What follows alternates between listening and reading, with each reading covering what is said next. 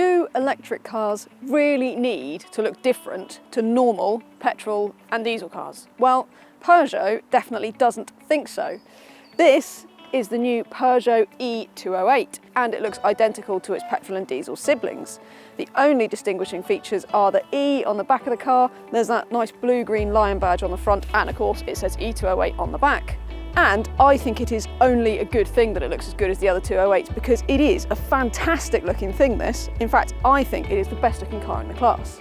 It even shares a chassis with the petrol and diesel 208 models as well. The only difference being, of course, that there is a 50 kilowatt-hour battery in this one. Before we go any further, don't forget to subscribe to the CarGurus UK YouTube channel and turn on notifications so that you don't miss out on any of our videos. In the e-208, that battery powers a 134 brake horsepower motor, which drives the front wheels and returns an official driving range of 217 miles. Charging is done via the Type 2 and CCS socket, which is located where you'd normally expect a fuel filler flap to be.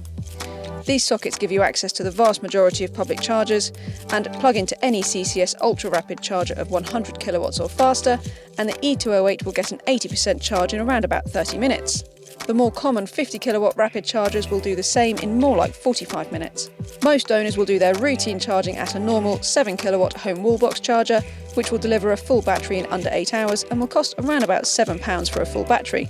But you could halve that if you use off-peak overnight tariffs.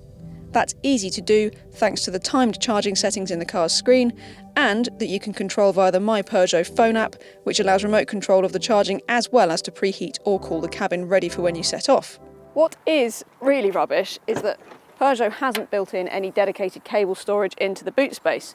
So you end up with this big old case in the boot, which has got your Type 2 cable in there, but the best you've got is this strap up here, which keeps it out of the way at least.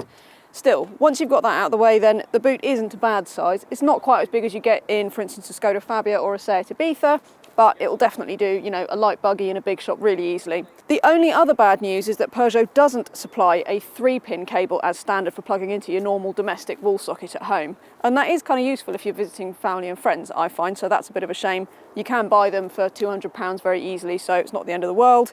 Even so, for a car that's been designed from the ground up to be electric, it's a shame that Peugeot didn't give more thought to cables and storage.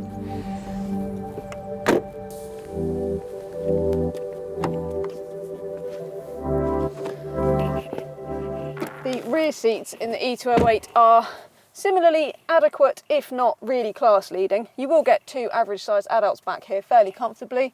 Headroom's a little bit tight and it is a bit dark, but you will get a chunky car seat back here, no worries, and it's pretty comfortable actually. Up front is where the e-208 really shines. The dash is slick and modern, with touch-sensitive buttons to hop between functions on the 7-inch colour touchscreen, or the 10-inch screen you see here is standard on our top-spec GT car. It's all pretty easy to use as well. There are touchscreens with better graphics quality and that are more responsive in the class, it has to be said, particularly BMW's got a really great screen. But what is more annoying about the Peugeot than the graphics or anything like that is that the climate control has to be adjusted in this screen. So you do that and then you have to do it, and it means you have to leave the nav. It's just a frustration. Even if you use the shortcut button down here, you still lose whatever was on the screen previously. It's very annoying. It would be very easily solved with just a standard button down here. So that's definitely something to improve.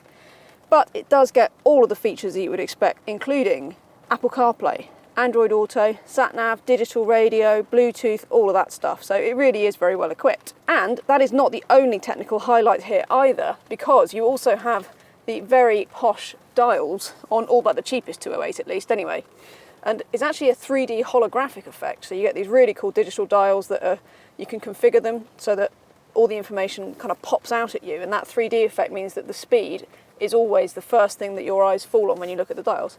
It sounds all a bit kind of unnecessary and gimmicky, but in practice, it actually works quite well, and I think the whole thing looks really cool as well. We'd go for mid-spec Allure if you want the best value, since it gets auto lights and wipers, climate control, USB ports in the back as well as the front, leatherette upholstery and 16-inch alloys. Or GT line is a good bet if you want to up the style ante, since it gets the contrast roof and wheel arches, ambient interior lighting and full LED headlights. Whichever of the e-208s you might choose to go for in terms of trim, it kind of does feel a bit expensive, because even the most affordable one is about £26,000 after the government's £3,000 plug-in car grant. or the GT line trim that most buyers are going to want is more like 29,000.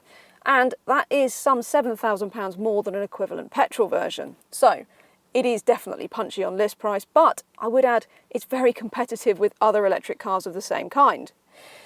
And it is also very competitive on monthly costs because you can get a well-equipped mid-spec 208 for under £300 quite easily, even with quite a modest deposit. So even though on list price it's very expensive, do check out the monthly cost because that might not be as bad as you might think. Anyway, we're going to talk a bit more about the running costs and the real-world range when we get out there, so let's get going and see what the e-208 is like out on the road.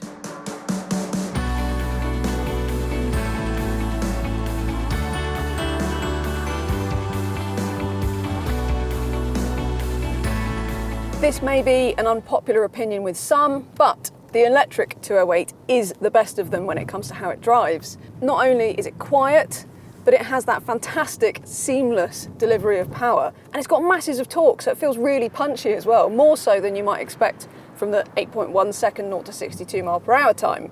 It's got that real sort of leap off the line that you get with electric cars, and it's so easy to modulate the throttle. Everything about this just feels really slick, really straightforward, and you feel instantly at home in it. Having said that, one thing that you might need to get used to is this steering wheel, because it's very small, so it gives the 208 a really sharp turn in as you go into a corner, so the steering just feels really quick. And that's fine, it does make it feel quite wieldy, which works well around town, but it is something that doesn't necessarily feel that natural if you're not used to it. And speaking of what might feel unnatural, the driving position as a whole, Peugeot is adamant that these dials should go above the steering wheel, which has also got a flat top to it.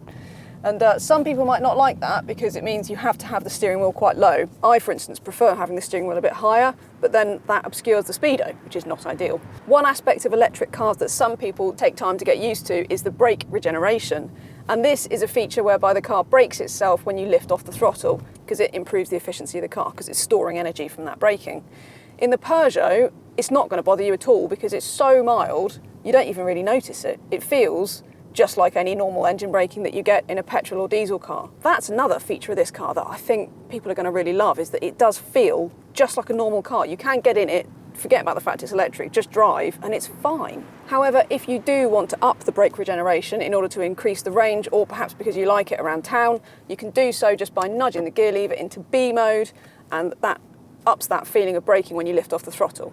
But it does bleed in quite nice and smoothly and progressively, so it's easy to judge what the car's going to do, and that's all fine. If you do want to make the most of the Peugeot's driving range, it's worth using the B mode when you can, but just drive it normally and you'll see a maximum range of around about 160 to 170 miles in warm weather and varied driving. Cold weather and faster speeds always eats away at an electric car's range more, so you could see it dip to as little as 130 miles on a wintry motorway trip. If you want a longer range small car, check out the Renault Zoe since it gets a bigger battery and a usefully longer range. Otherwise, you're looking at well over £30,000 to get something like the excellent Kia Soul EV, which will do 280 miles to a charge.